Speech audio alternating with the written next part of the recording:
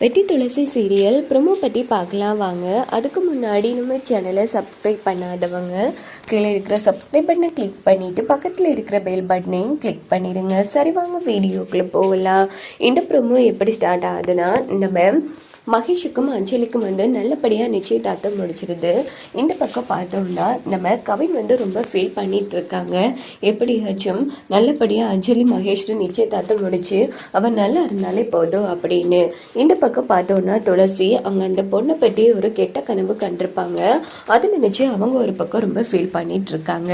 இந்த பக்கம் பார்த்தோம்னா நல்லபடியாக நிச்சயதார்த்தம் எல்லாம் முடிச்சதும் அஞ்சலி என்ன பண்ணுறாங்கன்னா, கவினுக்கு ஃபோன் போட்டு இங்கே பாரு, எத்தனை வாட்டி நான் உனக்கு ஃபோன் போட்டு வர சொன்னேன், ஆனால் கடைசி வரைக்கும் வராமலே விட்டுட்டல, இங்கே பாரு, இனிமேல் நீ என் கூட பேசாதடா அப்படின்னதும், இங்கே பாரு அஞ்சலி, ஒரு முக்கியமான வேலை இருந்துச்சு, அதான் என்னால் வர முடியல, என்னை மன்னிச்சிடு அப்படின்னு போது, என்னாச்சுடா?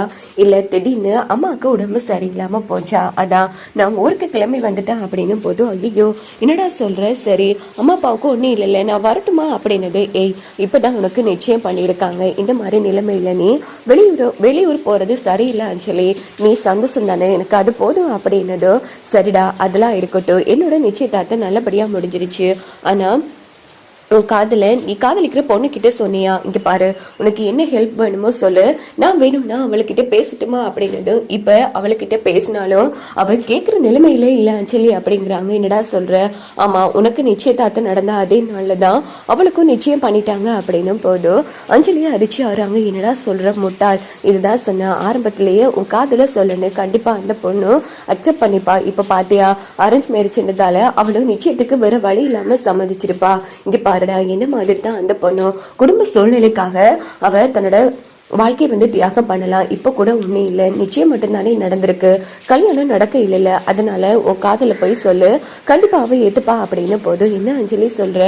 ஆமாடா, நிச்சயம் மட்டும்தானே நடந்திருக்கு, ஒரு வேளை அந்த பொண்ணு என்ன மாதிரி குடும்பத்துக்காக சம்மதிச்சிருக்கலாம்ல அப்படின்னதும் நம்ம கவன் யோசிக்க ஆரம்பிக்கிறாங்க. இல்லை அஞ்சலி, அப்படி நான் என் காதல் உங்ககிட்ட சொன்னாலும் நீ அதை புரிஞ்சுக்க போறதில்ல, அதே மாதிரி உன் குடும்பத்தில் இருக்கிற கடன் எல்லாம் நீங்கணும்னா நீ மகேஷை கல்யாணம் பண்றதுதான் சரி அப்படின்னு கவின் அந்த இடத்துல முடிவெடுக்கிறாங்க.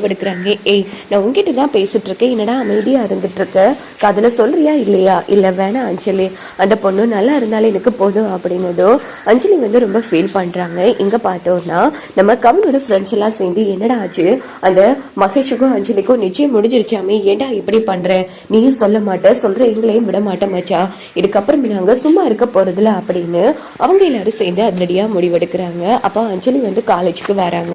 அப்போ நம்ம கவினோட ஃப்ரெண்ட்ஸ் எல்லாம் சேர்ந்து அஞ்சலி கிட்டே உண்மையை உடைச்சிடுறாங்க. இங்கே பாரு, ஒரு விஷயம் தெரியுமா, இத்தனை நாளாக கவின் காதலிச்சிட்டு இருக்கானே பொண்ணு, அந்த பொண்ணு வேறு யாரும் கிடையாது அஞ்சலி, நீ தான் அப்படின்னதும் அஞ்சலி அதிர்ச்சி ஆகிறாங்க. என்னடா சொல்கிறீங்க அப்படின்னதும் ஆரம்பத்துலேருந்து இப்போ வரைக்கும் நடந்த எல்லா விஷயங்களையும் ஒன்று விடாமல் சொல்லிட்டு இருக்காங்க. ஏண்டா இதை ஆரம்பத்திலேயே என்கிட்ட நீங்கள் சொல்ல இல்லை, எங்கே சொல்ல விட்ட, நீ வேறு உன் ஃபேமிலிக்காக உன் ஃபேமிலியில் இருக்கிற கடன் எல்லாம் அடைக்கணுங்கிறதுக்காகத்தான் அரவாசி இந்த கல்யாணத்துக்கு சம்மதிச்சதா சொல்லி அவன் ஒதுங்கிட்டான். நீ நல்லா இருக்கணுங்கிற ஒரே ஒரு காரணத்துக்காகத்தான் தன் காதல கூட உன்கிட்ட சொல்லாம விட்டுட்டான் அஞ்சலி அப்படின்னு போதும் அஞ்சலி ரொம்ப ஃபீல் பண்ணி அழுதுட்டு இருக்காங்க. அப்ப கூட அவன் பீச்சில் வச்சு அவன் காதல சொன்னாடா, நான் தான் அதை புரிஞ்சுக்காம விட்டுட்டான், ஐயோ கவின் பாவண்டா அப்படின்னு சொல்லி அஞ்சலி அழுதுட்டு இருக்காங்க. இங்க பாரு அஞ்சலி, இப்ப கூட ஒன்னும் இல்லை, வெறும் நிச்சயதார்த்தம் தானே நடந்திருக்கு, கல்யாணம் நடக்க இல்லைல்ல, தயவு பண்ணி கவின் ரொம்ப நல்ல பையன், உன்னை பார்த்துப்பான், உன் ஃபேமிலிக்காக இன்னைக்கு பார்த்தீங்கன்னா நாளைக்கு